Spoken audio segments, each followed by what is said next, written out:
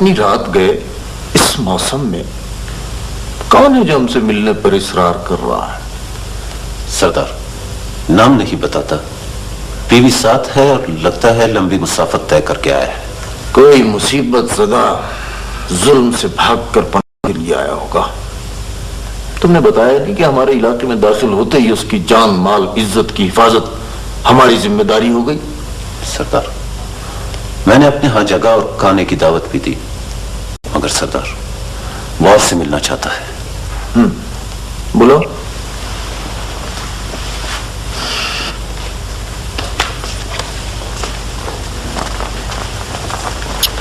अस्सलाम वालेकुम। वालेकुम अस्सलाम। वजना में मेहमानों के आराम और खाने का बंदोबस्त करवाओ। नहीं सरदार, मुझे तन्हाई में आपसे जरूरी बात करनी है। पहले आराम तो कर लो, थके हुए आए हो। बात करने में हुजरत है सरदार। हाँ बाबा। तुमने सरदार का हुक्म नहीं सुना? वफादार साथी लगते हो।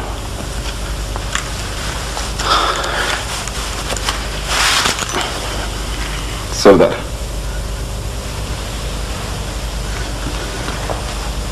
गो तुमने अपना चेहरा छुपाया हुआ है, लेकिन तुम्हारी आंखें बता रही हैं कि तुम पर एतमाद किया जा सकता है। तुम्हारी रगों में अच्छा खून है। मेरे अंदाजे गलत नहीं हुआ करते। तुम सरदारों के खानदान से हो। पहचानने के लिए हजार हजार तशक्कुर सरदार। हमें आपकी पनाह दरकार है। पनाह तो अल्लाह से मांगो, उसी की दस्तरस में है सब कुछ। जिसे वो पनाह नहीं देता उसका कहीं ठिकाना नहीं होता। लेकिन सरदार, हम अल्लाह से भागे हुए नहीं हैं। तो फिर मैं दुनिया की हर ताकत के मुकाबले में तुम्हारी हिफाजत का जिम्मा लेता हूं। और ये पनाह उसी वक्त शुरू हो गई थी जब तुमने मेरे इलाके में पहला सांस लिया था। मुझे इस सरदार की जबान पर भरोसा है। तुम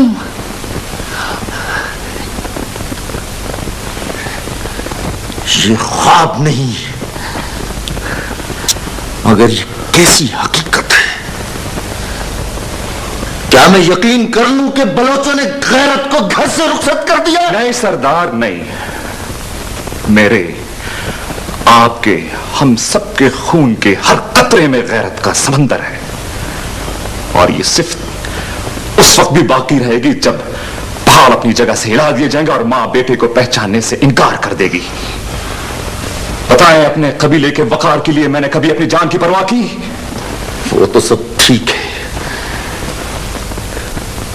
लेकिन मैं अपनी आंखों को कैसे झुठलाऊं? मेरा भाई, मेरी जान का दुश्मन मेरे सामने बेकसी की तस्वीर बना खड़ा। तुम्हें इस हालत में देखकर मुझे खुशी नहीं, दुख हुआ है, दुख। तुम्हारी जगह कोई और होता तो मेरे लिए कोई नई बात नहीं थी, मगर एक ही दादा की औलाद होकर तुम इतने गिर जाओगे मैं कभी सोच भी नहीं सकता था। मुझे अब भी यकीन नहीं आ रहा। मैंने सारी बातें सुन ली हैं सरदार।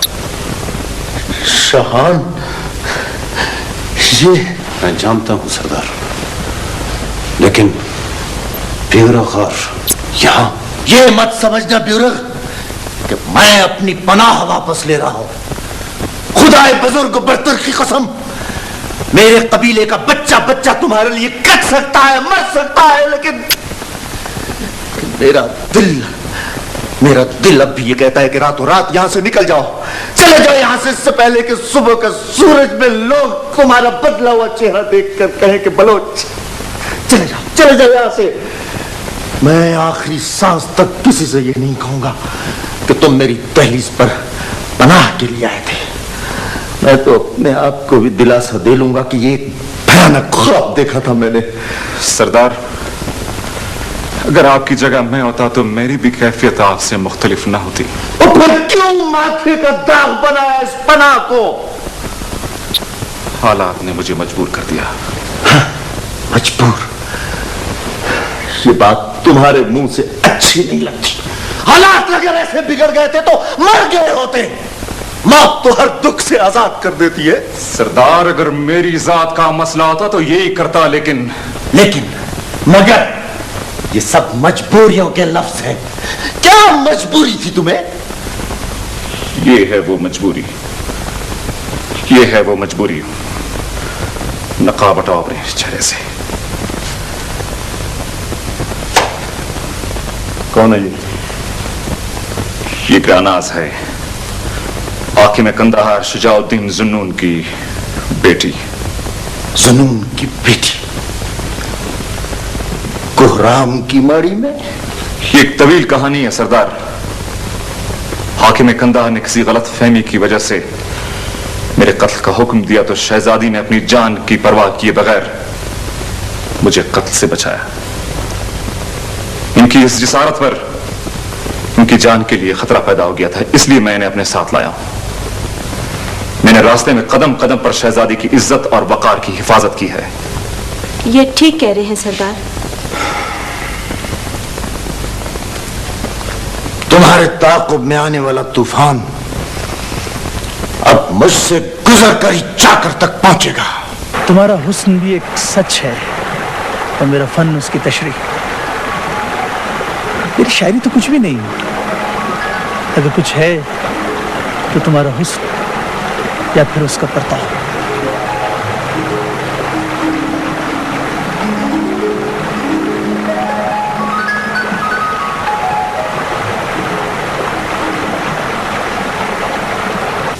बाबा, दुश्मन सामने है, अब इंतजार किस चीज का? मैं तो कहता हूं सब हमला करना बेहतर रहेगा।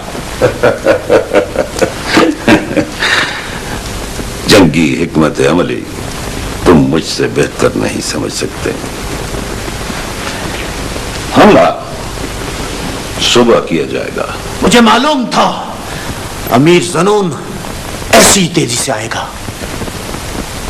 रामेन, जाओ जाओ, जाकर चाकर को तमाम सूरत हाल से आगाह कर दो।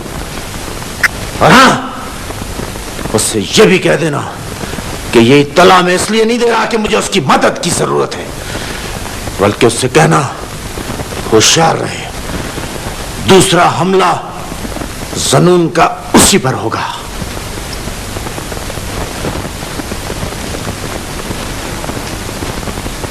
सरदार, मुझे इजाजत दें, मेरा जल्द वापस पहुंचना बहुत जरूरी है। ठहरो, फिल वक्त मसला ब्योरक की पनाह का नहीं, हमारी काका है, और ऐसे वक्त में कोहराम को तनहा नहीं छोड़ा जा सकता। कप्तान, फौज को फौरी कूच का हुक्म दो। शाहान, मेहमानों के खाने का बंदोबस्त करो। नहीं सरदार, मुझे मेरी साहबगोई पर माफ कर देना। मैं आपके घर का नमक नहीं खा सकता। आज वक्त और हालात ने हमें एकजा तो कर दिया है, लेकिन कल का क्या पता, शायद आने वाली कल मुझे फिर आपके खिलाफ तलवार उठानी पड़े, क्योंकि कुतुब नुमा का रुख हमेशा शुमाल की तरफ होता है। क्यों बालाज? सरदार। हाँ बाबा, मीर रामायण तहा नहीं पहुंचा। सरदार चाकर उसके साथ आपको मिलने के लिए आए।